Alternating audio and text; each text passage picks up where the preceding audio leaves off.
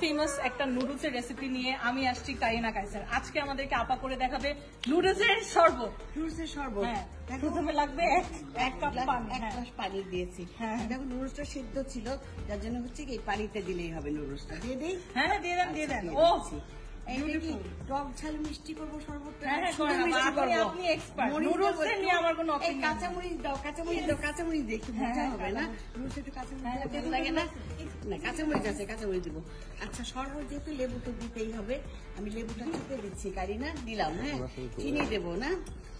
আচ্ছা, টক ঝাল মিষ্টি, হ্যাঁ ঠিক আছে। এই 4 চামচ চিনি দিলাম, না তো মজা হবে না। মজার মধ্যে খেতে ভালো লাগবে না কারিনা। না না, ভালো লাগবে আপা। যাদের ভালো লাগবে না একটু রুয়াবজা মিশিয়ে নিবা। আর রুয়াবজার বিজ্ঞাপন করছো কেন তুমি? নুডলসের একটু লবণ দিচ্ছি। হ্যাঁ লবণ দেন।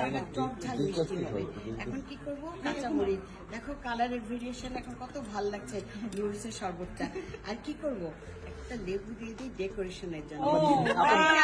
এখন দেখো কেমন আবার নিজ হাতে খাওয়াই দেন এখন। তুমি খেয়ে বলবা না, তুমি টেস্ট করে দেখো না। আমি ভালো অ্যাক্টিং করি, এত ভালো অ্যাক্টিং করি না। সবাই খাবে না, তুমি একটু খেয়ে দেখো। না বা আমরা একটা ছবি তুলি, এটা এআই দিয়ে কেউ করে দিবে যে আমি খাচ্ছি। কেমন লাগলো? টক ঝাল মিষ্টি।